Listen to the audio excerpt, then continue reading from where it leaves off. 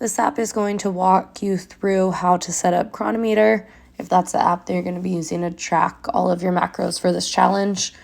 When you are getting signed up for this, don't worry too much about what you're putting for activity levels or things along those lines, because we're going to go in and manually update all of that. So once you log in, this is what your home screen is going to look like. Don't worry about connecting any devices. I don't want your workouts to transfer into this app. We are just tracking food in here. As you scroll down, you can see some trends on kind of how much energy you've consumed. If you're adding your weight, you can see how that's changed. So more just kind of your broad overviews. The diary is going to be where you see all of your macronutrients and food intake for the day. So those 3 circles as you add food will start to change and get filled out. If you swipe over, you can see the breakdown on where your protein, your carb, and your fats are, and then some micronutrients. And then down below, you see all of the meals and what you had for each meal. Right now, in order to get everything set up, we're going to go over to more and then click on targets. So we are wanting to do the macro targets.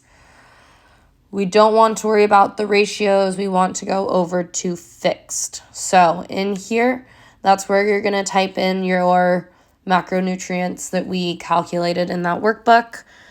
For example, I'm looking at doing about 150 grams, say 190 on the carbs, 75. I just picked random numbers. That way you guys could see, as an example, where we're putting that in. Once you update that, go ahead, click save, and now we're going to go over to the energy settings. You'll scroll down below. I want you to make sure that this includes exercise is unchecked, empty box.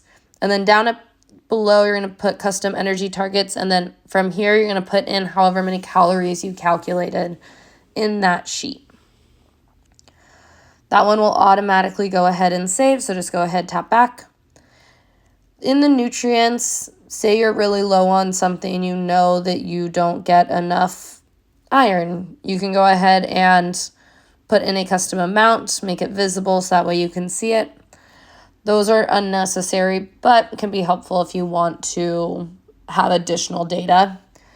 There's also places where if you want to track caffeine, you want to track your water, those can be good ones to keep an eye on just to see if that changes how you're feeling, how your workouts go, all that good stuff.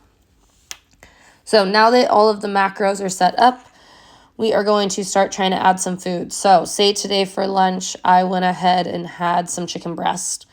I'm going to go ahead and go to add food because there's no barcode, so I'll add food. We're going to do chicken breast. I removed the skin before cooking it, so that works fine. In here, we're going to say 100, and then I can kind of put what I want to measure it as. I am going to go grams. If you don't happen to have a scale, feel free. You can just kind of guesstimate how much. You can use a measuring cup.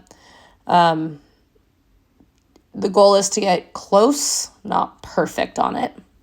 Afterwards, I'm going to click lunch and then go add to diary. Then let's say I also went and had a garden salad. I picked that up at the store. And I did the Taylor Farms one. So I'm going to go ahead.